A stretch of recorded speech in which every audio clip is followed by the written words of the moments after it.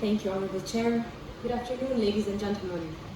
It's such an honor to be here with this high panel and representing youth and civil society. I assure that SDG 17 partnership is being implemented. Today, if you want to talk about peace, we should first agree, how do we see peace?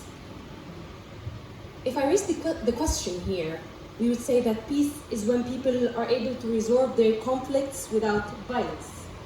But is that it? And if it's like that, why cannot we implement peace till now? I guess if this was the answer of the question, we have a shallow understanding of peace. Peace is not only the absence of war and violence, however, is the ability to manage the conflict constructively as an important opportunity for change and increased understanding. Peace is a commitment to respect everyone, everywhere equally.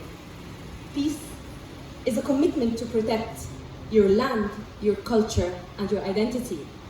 But again, how can we reach that? Who do we need?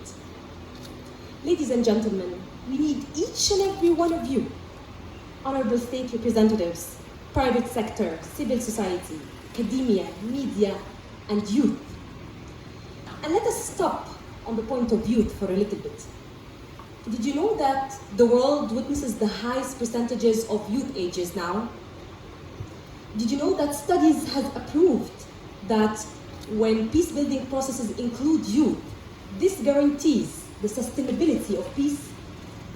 And on the other hand, did you know that the terrorist groups recruits high number of youth every day, and that youth victims are suffering from violence, insecurity, poverty, and sexual violations?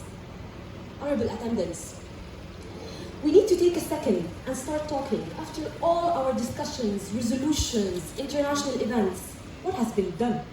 Or what do we specifically need? I can simply say, peace needs youth, and youth needs peace. And to talk about the practical points and to answer your questions, I will state 3 top challenges and points that prove the bilateral relation between youth and peace. The first point, I guess there was an agreement with the previous panelists about it, education. Well, education systems in Africa are really suffering, especially the public ones. Education curriculums has not been developed since years and years ago. Books till today include discrimination phrases and extremist ideas. Teachers have no capacity building trainings. Schools have not been repaired.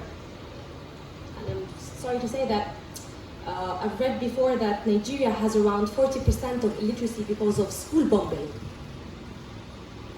The second point would be promoting human rights and freedom.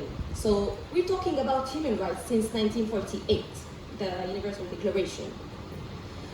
However, I have no doubt if I asked us here in this room, each and every one had at least one time of human rights violation.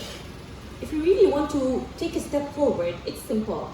Let us guarantee 5 things: life, liberty, equity, security, and protection.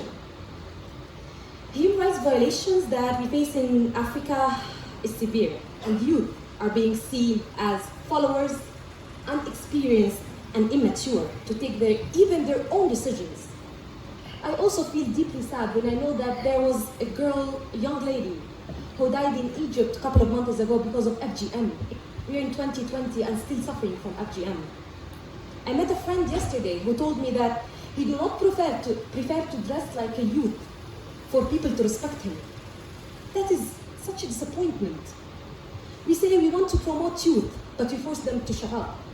We say we want youth to be included, but we ignore their suggestions. And this brings a huge self-confidence issue, because the youth of today are the leaders of tomorrow. So the leaders will always have a trust issue. Are they good enough?